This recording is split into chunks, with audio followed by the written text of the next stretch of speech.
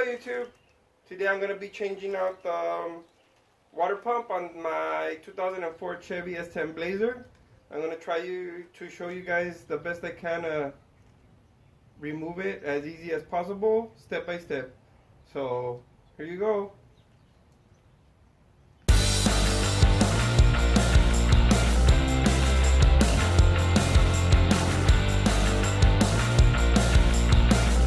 Dirty Dude. Like always when you're working on the engine or any moving parts, always disconnect the battery. Just in case, you never know. You don't want someone to accidentally start it, or you're doing electrical and you accidentally do it short. Just to be on the safe side, make sure you disconnect the battery. First, I'm going to be removing the shroud. I already removed all 7 screws with a 10mm socket. And now I'm just going to have to just remove this. Just put it aside. Just don't forget about putting it back when you put everything back together. So first you're going to have to remove the fan and the fan clutch. I had to rent a tool from my local auto store.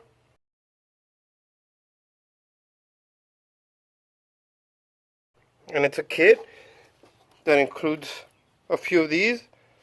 So the one I used was a 36mm for the nut, and to hold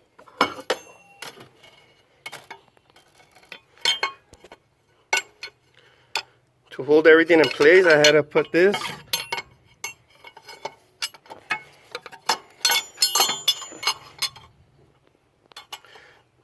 holding 2 of the bolts. And this is a 57.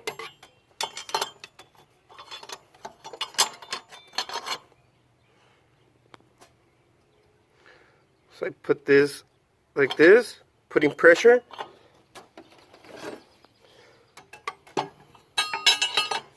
And this one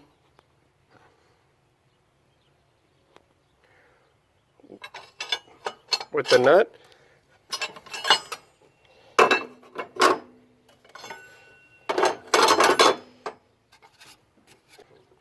Keep in mind I didn't take off the belt yet to get some tension on it. Now then, the clutch and the fan are off. Now I'm going to loosen these using a 13mm socket. And like I said, keep in mind not to remove the belt yet, to keep it some tension so the pulley won't spin around. Now that the bolts are loose, you can finally take out the belt using a 3/8 ratchet or a breaker bar. You just put it in here.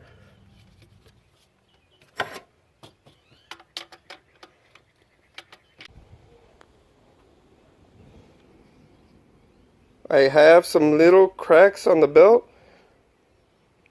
I'm probably gonna have to change it. Might as well, it's already off.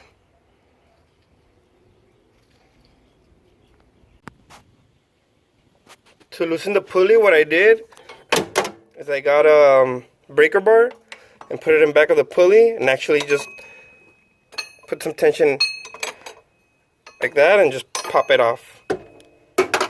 Just be careful not to hit your radiator and damage none of your fins.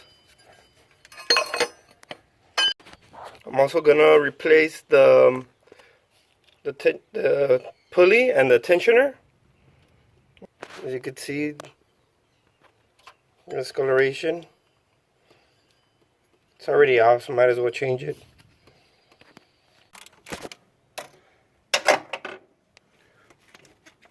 I'm using a 16mm socket. Now I'm taking off the hose clamps. That is 1, 2, 3. To break the hoses loose, I had to squeeze in a flat head screwdriver through the hose and just work around it. As to removing the hoses, There's gonna be 4 bolts. There's like one under that. There's another one over here, and then it's gonna be another one right under that. I'm using a 14mm socket. And there you go, guys. The water pump's finally out. After struggling, removing the hoses, you could see where it was leaking from here at the bottom.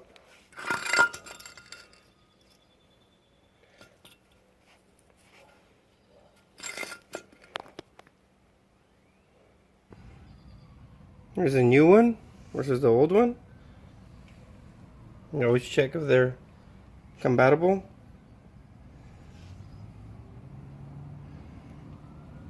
Probably gonna have to replace the hose clamps. But I usually just put a little and just smudge it around.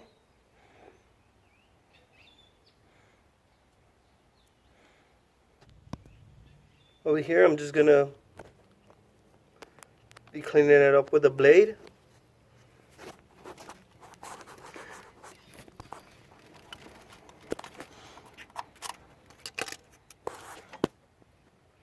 Just getting out all the old gasket.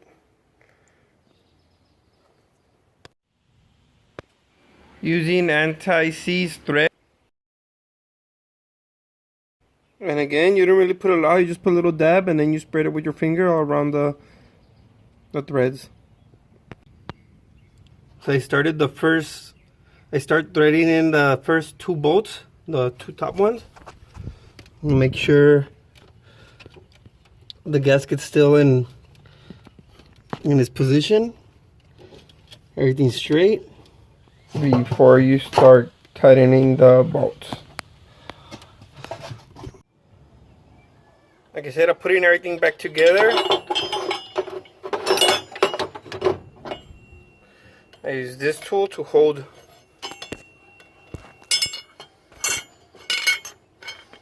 two bolts, and then I use this tool to turn the nut.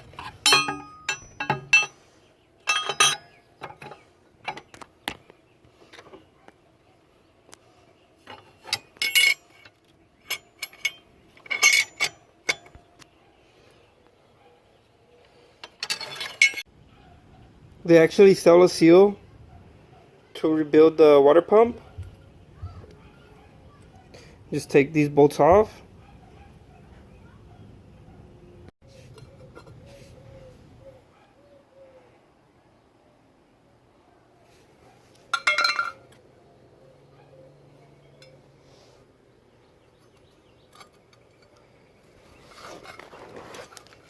I already went ahead and connected back the battery.